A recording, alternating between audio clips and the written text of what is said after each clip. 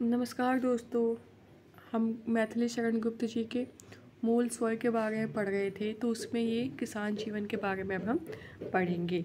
मैथिली शरण गुप्त जी ने किसान जीवन की कठिनाइयों और उनकी सच्चाई को अपनी कविता किसान में चित्रित किया है। उन्होंने दिखाया कि किसान क्या है, समाज की रीढ़ है, लेकिन सबसे ज़्यादा दुखी है और उसी को सहना पड़ता है।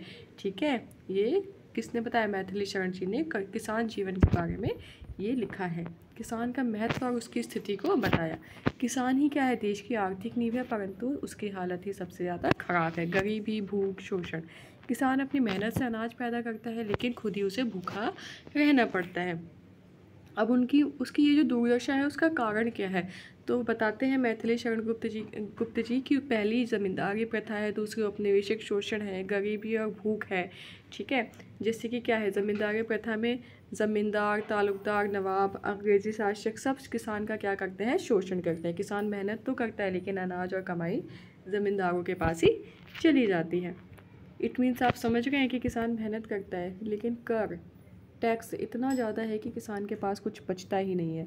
अगर कभी बारिश हो गई, फसल ख़राब हो गई, तो किसान उस टैक्स के तले, उस कर के तले दबता चला जाता है और फिर वो उसको चुका ही नहीं पाता है, जिस वजह से उसको क्या हो जाता है, वो ज़मींदार को जो टैक्स देना होता है, उसकी वजह से वो उस टैक्स के नीचे इतना ज़्यादा दब जाता है कि बाद में वो उससे उभर ही नहीं पाता है, जो उसकी गरीबी का क्या बनता है, कारण बनता है। या उनके पास इतनी ज़मीन नहीं होती कि वो उस पर खेती कर सके सही से, या उनके पास उतने, आप समझ गए ना, उतनी चीज़ें नहीं, फैसिलिटी, रिसोर्सेस उनके पास उतने अवेलेबल नहीं होते थे। औपनिवेशिक शोषण। ब्रिटिश शासन। अंग्रेज़ों की नीतियाँ किसानों के खिलाफ थी, लगान भी बहुत ज़्यादा था, किसान अपनी ज़रूरत की चीज़ें भी नहीं खरीद पाते थे। गरीबी और भूख। कई किसान परिवारों को 2 वक्त की रोटी भी नहीं मिलती थी। मजदूर और किसान पेट पालने के लिए बाहर दक्षिण अफ्रीका आदि जाने को मजबूर थे। महत्वपूर्ण पुस्तक इसमें कौन सी है? संपत्ति शास्त्र। गुप्त जी ने महावीर प्रसाद द्विवेदी की किताब संस्कृति शास्त्र का उल्लेख किया है। इसमें लिखा गया है, किसान सारी मेहनत तो करता है, लेकिन ज़मींदार और शासक वर्ग उसका शोषण करते हैं। देखिए, यहाँ पे आपको अगर समझ में ना आ रहा हो, तो ज़मींदार जो थे उनको रखा हुआ था किसने? अंग्रेज़ी शासन के लोगों ने। ठीक है, मतलब कि वो डायरेक्ट टैक्स ना लेके वो ज़मींदारों को रखते थे कि ज़मींदार टैक्स कलेक्ट करके देगा। इससे और उन्होंने फ़िक्स टैक्स रखा हुआ था, हर जगह की अपनी अलग अलग थी। बिहार, बंगाल की साइड में उन्होंने फ़िक्स टैक्स रखा था कि इतना उनको देना है। ठीक है, और ज़मींदार कलेक्ट करके उनको देते थे, किसको? ब्रिटिशर्स को। लेकिन अगर वो नहीं दे पाए टाइमली किसान, तो फिर किसान क्या, ज़मींदार क्या करते थे, वो किसी न किसी हाल से उनसे लेते ही थे, और फिर उनको उन पे दया नहीं आती थी, उनको तो फिक्स रेट देना होता था, लेकिन वो किसानों से कभी कभी अपना प्रॉफिट बनाने के लिए ज़्यादा पैसे भी लेते थे। आपको पता है कि स्टार्टिंग से ही जो भारत देश रहा है, उसमें गद्दार लोग कुछ ज़्यादा ही गए हैं, अपना अपना प्रॉफिट ही देखते हैं। ठीक है, तो उस तरीके से चीज़ें थी। चलिए अब हम आगे बढ़ते हैं। किसकी महत्वपूर्ण पुस्तक में संपत्ति शास्त्र है। इसमें लिखा गया था कि किसान सारी मेहनत तो करता है, लेकिन ज़मींदार और शासक वर्ग ही उसका शोषण करता है। असली सुखी और संपन्न वर्ग वे होते हैं जो ज़मीन पर कब्जा करके बैठे हैं। गुप्त जी की किसान के प्रति सहानुभूति। गुप्त जी ने किसानों की हालत देखकर सवाल उठाया, हमारे किसान सुखी क्यों नहीं है? हमारी फसल का लाभ हमें क्यों नहीं मिलता? क्यों हम पर हमेशा कर्ज का बोझ रहता है? किसानों की दुर्दशा का कारण। अंग्रेज सरकार की अन्यायपूर्ण नीतियाँ, समाज में जमींदारी व्यवस्था, शोषण और भारी लगान। किसान की पीड़ा। किसान मेहनत करता है, परंतु फल उसे नहीं मिलता। अच्छी फसल का लाभ कहाँ? मेहनत का सुख कहाँ? ऋण से मुक्ति कहाँ? यहाँ कविता में किसान की बेबसी और दुख को दर्शाया गया है। किसान की विशेषता के बारे में अगर हम पढ़ेंगे कि विपरीत परिस्थितियों में भी किसान क्या करता है, हार नहीं मानता। यानी किसान धैर्य, मेहनत और सहनशीलता का प्रतीक है। वह हमेशा लगातार मेहनत करता रहता है, चाहे धूप हो, बरसात हो या फिर ठंड हो। गुप्त जी ने दिखाया कि किसान भारतीय समाज की क्या है, रीढ़, भारतीय समाज की रीढ़ है, लेकिन सबसे अधिक शोषित और दुखी भी वही है। अंग्रेजी शासन और जमींदारी प्रथा ने उसकी हालत और भी ज़्यादा बिगाड़ दिया। फिर भी किसान मेहनत करना नहीं छोड़ता और कठिन परिस्थितियों में भी देश की सेवा करता है। हमें पता है कि किसान कितना ज़्यादा मेहनत करते हैं, लेकिन उनको उस अकॉर्डिंग फल नहीं मिल पाता, उस अकॉर्डिंग उनकी अर्निंग नहीं हो पाती है। ठीक है, सबसे बुरी हालत किसान की ही, किसान की वजह से कोई भी नहीं है। अगर किसान खेती ही नहीं करेंगे तो कोई लगा ही नहीं सकता, किसी को खाने को ही नहीं मिलेगा। लेकिन फिर भी किसानों की हालत ही सबसे ज़्यादा बुरी दिखाई गई है। किसान जीवन। मैथिली शरण गुप्त जी ने अपनी रचनाओं में किसान की पीड़ा, संघर्ष और सच्चाई का चित्रित किया है। उन्होंने यह दिखाया कि किसान देश की रीढ़ है, लेकिन उसकी स्थिति क्या है, सबसे ज़्यादा दयनीय है। किसान की भूख और दुख। किसान दिन रात मेहनत करता है, लेकिन उसको फिर भी खाने की रोटियां भी पूरी नहीं होती है। सुख किसान की भूख और दुख। ठीक है, हमने ये देख लिया कि सुख सुविधाओं का जीवन उसे नहीं मिलता है, फिर भी वह संतोष करके काम में लग जाता है। भारत भारतीय किसान खंड काव्य में क्या आप बताया है कि गुप्त जी ने सीधे किसानों के जीवन की सच्चाई दिखाई। इसमें प्रथम विश्व युद्ध के समय, जो कि प्रथम विश्व युद्ध का क्या समय था, तो प्रथम विश्व युद्ध के समय किसानों की दुर्दशा चित्रित किया, जो कि 1914 से 1918 के बीच में थी। किसान दिन रात बैलों की तरह काम करते थे। अनाज उगाने वाले खुद ही क्या कहते थे, भूखे रहते थे, क्योंकि उनको उनके अनाज की सही कीमत नहीं मिलती थी।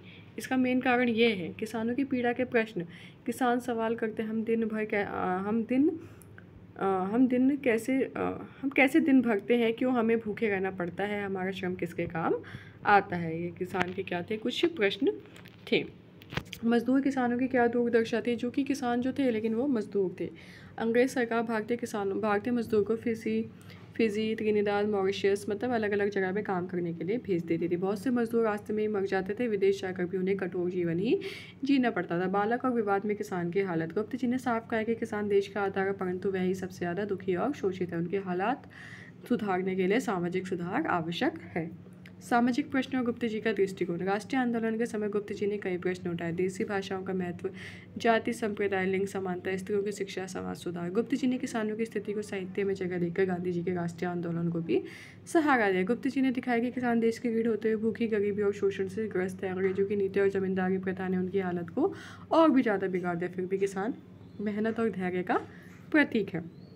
ठीक है, इसमें हमने किसान जीवन के बारे में पूरी तरीके से जाना है कि किसान का लाइफ कितना बेकार था। ब्रिटिश शासन के टाइम में ज़मींदारी प्रथा उसका मुख्य कारण था। ब्रिटिशर्स का ज़्यादा टैक्स लगाना इसका मुख्य कारण था। ठीक है, तो ये मैथिली शरण गुप्त जी ने अपने काव्यों के माध्यम से इन सब चीज़ों को बताया है। अब हम इसका सेकंड टॉपिक पढ़ेंगे, नारी भावना। ठीक है, नारी भावना के बारे में पढ़ेंगे। आपको पता है कि नारी जीवन के बारे में, समाज सुधार के बारे में, किसान जीवन के बारे में मैथिली शरण गुप्त जी ने ज़्यादा लिखा है। ठीक है, उनके बारे में उन्होंने लिखा है। समाज सुधार का प्रश्न।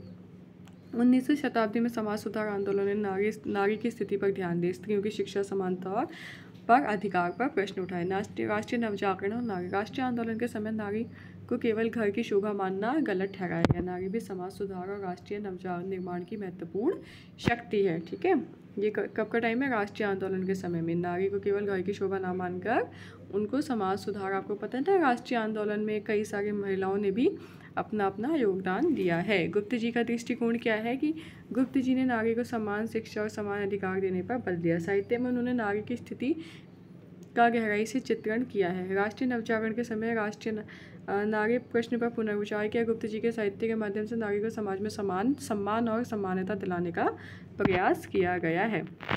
नारी भावना, नारी स्वतंत्रता और भूमिका। राष्ट्रीय आंदोलन के समय नारी ने भी क्या किए थे, सक्रिय भाग लिए थे। गुप्त जी मानते हैं कि नारी पुरुष के समान समाज का महत्वपूर्ण हिस्सा है। इसलिए उन्होंने नारी की स्वतंत्रता, सम्मान और महत्वता पर बल दिया। गुप्त जी की प्रसिद्ध नारी केंद्रित कृतियाँ कौन कौन सी, इस पर केवल नारी केंद्रित कृतियाँ हैं उनकी। साकेत, यशोधरा, जयद्रथवध, उर्मिला, सिद्धराशि। इन रचनाओं में नारी की पीड़ा, त्याग और धैर्य और महानता को दर्शाया गया है। नारी की पीड़ा, धैर्य, महानता और त्याग को दर्शाया गया है। नारी जीवन की स्थिति और गुप्त जी का दृष्टिकोण। उस समय की नारी को परिवार और समाज में सीमित अधिकार मिले थे। पिता के बिना उसे, पति के बिना उसे अभागी समझा जाता था। गुप्त जी ने नारी के दुख, दर्द और त्याग को काव्य का विषय बनाया। काव्य का विषय उनका क्या था, नारी के दुख, दर्द। उनकी रचनाएं नारी के व्यक्तिगत पीड़ा और समाज में स्थान दोनों पर प्रकाश डालती है। साकेत और उर्मिला का चित्र। साकेत में उर्मिला का चरित्र देखिए। साकेत जो उन्होंने लिखा था उसमें उर्मिला के चरित्र को दर्शाया गया कि पति लक्ष्मण के वन गमन के बाद त्याग और धैर्य का प्रतीक। ठीक है, कि पति के ना रहने के बाद भी उनका त्याग और धैर्य के बारे में उन्होंने बताया। नारी के स्वाभिमान, सहनशीलता और शक्ति को दिखा उर्मिला का चित्रण गुप्त जी की मौलिक देन माना जाता है। ठीक है, क्योंकि पारंपरिक कथाओं में उनका जिक्र नहीं मिलता। उनका जिक्र पारंपरिक कथाओं में नहीं है, लेकिन गुप्त जी के माध्यम से मौलिक देन क्या है माना जाता है, किसका, उर्मिला का चरित्र का, चित्रण का। ठीक है, और उनको स्वाभिमान, सहनशीलता और शक्ति को दिखाया गया है। त्याग, धैर्य का प्रतीक माना गया है। अब देखिए सीता का चरित्र। साकेत से में यह हमने देखा अभी उर्मिला का चरित्र, अब हम देखेंगे सीता का चरित्र साकेत से। गुप्त जी ने सीता को नारी की स्वतंत्र सत्ता और महत्ता का प्रतीक बताया। सीता की शक्ति और आत्मनिर्भरता को दर्शाते हुए उन्होंने लिखा कि सीता दूसरों पर निर्भर नहीं और अपने बल और आत्मविश्वास पर खड़ी होती है। वे खुद अपने परिवार को, समाज को संभालती है। अन्य नारी चरित्र दिखाए गए हैं सुमित्रा, मंथरा, कैकेयी, यशोधरा, सीता, कौशल्या। अनेक नारी पात्रों को भी चित्रित किया गया है। उन्होंने नारी को सिर्फ गृहिणी नहीं बल्कि समाज सुधार और राष्ट्रीय प्रेरक के रूप में भी दिखाया है। ठीक है। गुप्त जी की नारी पात्रों की विशेषता में त्यागमय, शक्तिशाली होते हुए मानवीय भावनाओं से जुड़े हुए हैं। संदेश और महत्व। गुप्त जी ने नारी भावना, नवजागरण और समाज सुधार आंदोलन से प्रभावित थे। उन्होंने नारी को स्वतंत्र, जागरूक और प्रेरणादायक शक्ति माना है। इसलिए उनकी रचनाओं में नारी मुक्ति के पुकार भी कहा जाता है। इसलिए उनकी रचनाओं को नारी मुक्ति के पुकार भी कहा जाता है। मैथिली शरण गुप्त जी ने अपनी रचनाओं में नारी को दीन दुर्बल प्राणी नहीं बल्कि त्यागमयी, शक्तिशाली और आत्मनिर्भर रूप से प्रस्तुत किया। उनकी कृतियाँ साकेत, यशोधरा और उर्मिला आदि ने भारतीय समाज को यह सिखाया कि नारी स्वतंत्रता और सम्मान से ही समाज और राष्ट्र का उत्थान संभव है। मैथिली शरण गुप्त जी की नारी भावना। नारी का महत्व। गुप्त जी ने नारी को केवल गृहिणी नहीं बल्कि समाज की शक्ति और प्रेरणा माना है। नारी के बिना क्या है, समाज अधूरा है। साकेत में नारी चरित्र चित्रण। उर्मिला का चरित्र बहुत मौलिक और मार्मिक है। लक्ष्मण के वनवास जाने के बाद भी उसने धैर्य, त्याग और सहनशीलता दिखाई। गुप्त जी ने उर्मिला को स्वाभिमानी और त्यागमयी नारी के रूप में चित्रित किया है। यशोधरा नारी का त्याग और पीड़ा। बुद्ध की पत्नी जो अचानक पति के संन्यास लेने से अकेले गई, यशोधरा। ठीक है। बुद्ध जी की जो पत्नी थी उसने अपनी पीड़ा को समाज और परिवार के प्रति कर्तव्य बनाकर सहा। गुप्त जी ने यशोधरा को कर्तव्यनिष्ठ, त्यागमयी और जागरूक नारी के रूप में दिखाया है। सीता का चित्रण साकेत से। सीता को गुप्त जी ने आत्मनिर्भर और स्वतंत्र नारी दिखाया। उन्होंने सीता को इस रूप में प्रस्तुत किया कि अपने पैरों पर खड़ी आप चलती हूँ।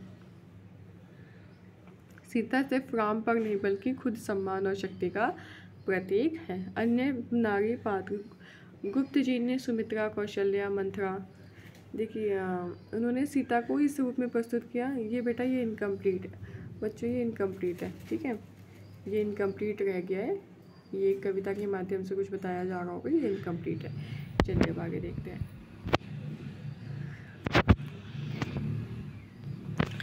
सीता सिर्फ राम पर निर्भर नहीं बल्कि खुद सम्मान और शक्ति का प्रतीक है। अन्य नारी पात्र। गुप्त जी ने सुमित्रा, कौशल्या, मंथरा, कैकेयी, यशोधरा आदि पात्रों को भी जीवंत बनाया। उन्होंने हर नारी पात्र में त्याग, सेवा, कर्तव्य और शक्ति का स्वरूप दिखाया। नारी का सामाजिक और राष्ट्रीय महत्व बता रहे हैं। गुप्त जी का मानना था कि नारी समाज और राष्ट्रीय आंदोलन में पुरुष के बराबर भागीदारी, नारी शिक्षा, आत्मसम्मान और स्वावलंबन के पक्षधर थे। उन्होंने नारी को आधुनिक युग की शक्ति बताया है। ठीक है। गुप्त जी की नारी भावना बताती है कि नारी त्याग और सहनशीलता की मूर्ति है। नारी शक्ति और प्रेरणा का स्रोत है। नारी को समान अधिकार और स्वतंत्रता मिलनी चाहिए। नारी केवल गृहिणी नहीं बल्कि समाज की प्रेरक शक्ति है। उर्मिला त्याग, धैर्य और स्वाभिमान की मूर्ति है। यशोधरा क्या है, पीड़ा सहकर कर्तव्य निभाने वाली जागरूक नारी। सीता क्या है, आत्मनिर्भर और स्वतंत्र नारी का प्रतीक है। गुप्त जी ने नारी को समाज सुधार और राष्ट्रीय उत्थान से जोड़ा। संदेश, नारी को सम्मान, शिक्षा और स्वतंत्रता मिलनी चाहिए। अब हम इसका नारी के बारे में मैथिली शरण गुप्त जी क्या लिखते हैं वो हमने पढ़ लिया। अब हम नेक्स्ट पार्ट में इस चैप्टर को कंप्लीट कर देंगे। Thank you.